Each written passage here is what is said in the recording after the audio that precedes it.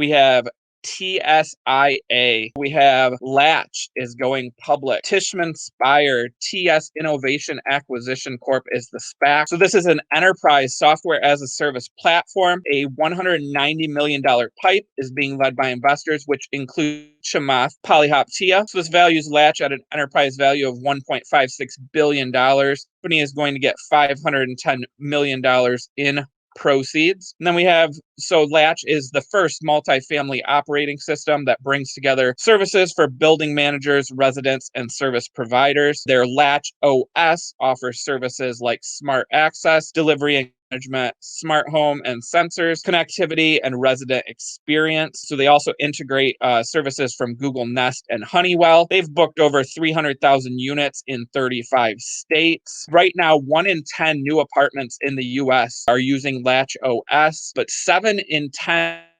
largest developers are Latch customers, according to the National Multifamily Housing Council. So they're landing new big deals, for some of the larger customers. So there's over 47 million rental homes in the US. That's an addressable market size of $54 billion. They have a market share of less than 1% of multifamily homes. So Palihapitiya teased a SaaS investment last week. He called this the best software as a service company I've ever seen / invested in. So that's a major positive sign for this deal. Apartments that use Latch can increase the revenue per apartment 200 to 500 annually, and then they also can reduce per apartment per year. So they have over $167 million in revenue for fiscal 2020. And one of the big keys here is 0% churn, so 100% net retention rate. So customers, are loving the services provided by Latch. They're estimating revenue to hit $600 million in fiscal 2024, and they see a compound annual growth rate of 101.6% from 2020 to 2024. So again, this is TS.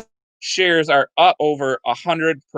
So this was a big deal, with Chamath backing it, of course. And then up next, we have IACA. So IACA is bringing Taboola public. This is an Israeli company, open web. So they provide, advertising content. You've probably seen it on different sites before. So that's across websites, devices, teams, and mobile apps. Their platform is powered by artificial intelligence, provides over 1 trillion recommendations a month. They have 516 million daily active users. This is a highly fragmented segment worth $64 billion.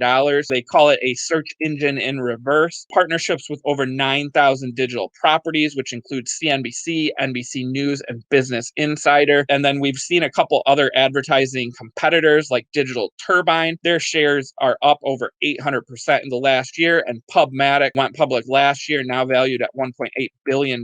So Taboola is going to invest $100 million in research and development to grow their artificial intelligence platform, e-commerce, and then along with the television and device manufacturers. They see 12,000 potential customers in the future. Revenue was $379 million in fiscal 2020. Operating income estimated at $34 million. They see revenue growing at a compounded annual growth rate of 20%, positive margins of 30% future. So that was our second deal. And then our third deal, we have SPRQ. So this is Sunlight Financial. This is another one backed by Chamath as part of the pipe. So this, of course, is from Apollo. This is the second SPAC from them. The first one brought Fisker public. SPRQ here. This is an important one as we talk about clean energy and solar being a major forward. Deal values the company at $1.3 billion.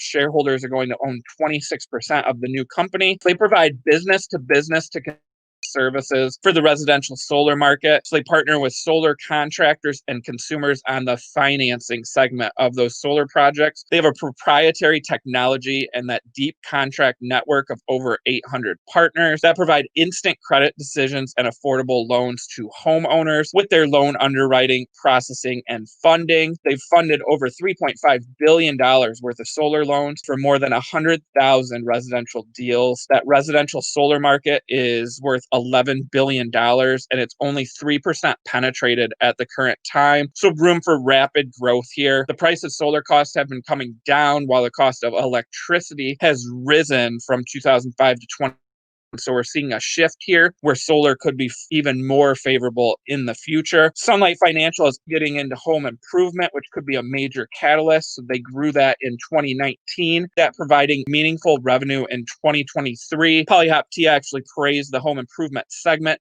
in his one pager on this deal, talking about high efficiency heaters and artificial turf, and the company kind of upselling additional segments to customers in the clean energy segment. This is a profitable company generating significant free cash flow. Their funded loan volume for 2021 is seen hitting $2.7 billion, and in 2022 hitting $3.3 billion.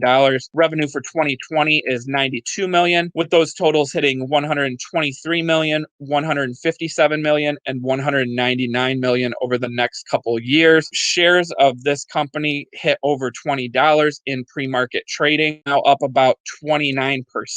Given solar energy and Chamath backing this deal, this is the one from today that I like the most, and I think that we're going to see of this one trade higher in the future as a solar energy play. And then a couple other deals that were already kind of rumored. So we have LCY, Landcadia Holdings, a Tillman Fertitta SPAC, is taking Hillman Group public. So Hillman Group is a home improvement company, major customers like Home Depot and Lowe's. This deal values the company at $2.64 billion, revenue of $1.37 billion in fiscal 2020, and $1.44 billion estimated for fiscal 21. And then we also have WPF announcing that deal that was rumored for A-Light Solutions. It's a $7.3 billion deal. This is a Bill Foley backed SPAC. Revenue of $2.64 billion in fiscal 2020 and $2.72 billion in fiscal 2021. So another large deal. So those are our